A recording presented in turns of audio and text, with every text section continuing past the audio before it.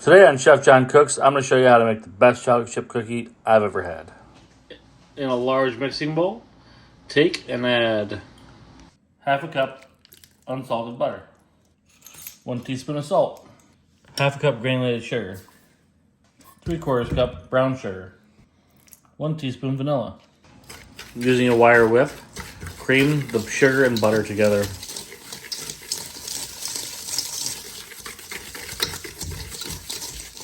One egg.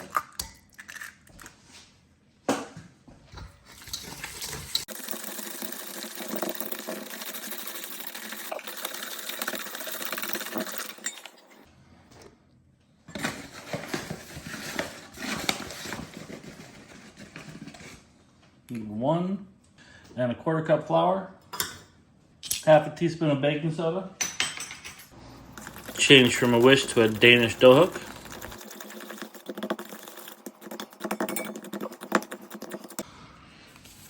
Now the dough is ready, it's time to add the chocolate. Now I like to do equal parts dark and milk. You can do whatever you like. If you like all milk, if you like all dark, whatever you like at this point. You can also do white chocolate macadamia at this point. So I would just do 4 ounces of macadamia and 4 ounces of white chocolate. Again, I would just stick with that 8 ounces of additional to it. Our next step is to roll the dough into a log, and then we're going to wrap that log in plastic wrap. As you see, it's kind of delicate, so you just want to roll it into a log and then wrap it in plastic wrap as tight as you can.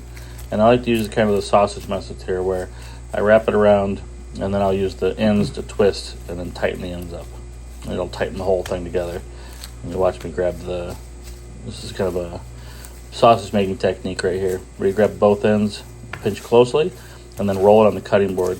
And what that does is it tightens the whole thing up. See that? Yeah, perfect. Once your dough is wrapped, you need to refrigerate it for at least 2 hours, or up to 3 days is preferable. When you let it sit for that 3 days and let it cold ferment, the flavor of the cookie just becomes so amazing and it becomes so flavorful. And that's where you really get to be the best cookie, is when you let it cold ferment. That's the secret to making amazing cookies, is allowing that dough to actually get some flavor and develop over time.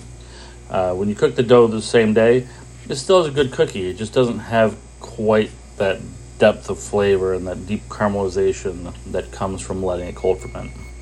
So I really recommend it. And as you can see, I've just cut the dough log into 6 pieces. And what I normally do is, the day I make it, I'll let it go for at least 2 hours, and then I'll use half the dough for the first day I make it and enjoy those 6 cookies. And then I'll let the dough sit for the 3 days. And then the 3rd day is when I bake the second batch of cookies. And then you can really tell the difference too when you do that. So please enjoy this recipe. See if you can be patient and allow that dough to sit for 3 days. It is difficult to do, but worth the wait. As you can see, I like to shape the cookies into small towers and keep them as uniform as possible so they bake as even as possible. Next, we'll take the cookies and we'll line them onto a sheet tray lined with parchment paper. And make sure to leave a couple of inch separation between the cookies, as this dough does tend to spread quite a bit. As this dough is not meant to make a fluffy cookie, it's meant to make a crispy, chewy, soft, perfect, delicious cookie. We're going to bake these cookies at 350 degrees on the top rack for 10 minutes exactly, and then pull them out. This is what they'll look like after 10 minutes. The key is that these are not ready to eat yet, and you have to let them cool down to nearly room temperature. And it's very important because they're underbaked, and you'll have to allow them to finish baking on the sheet tray. And you can see here what they look like after they've cooled. Now this is after an hour.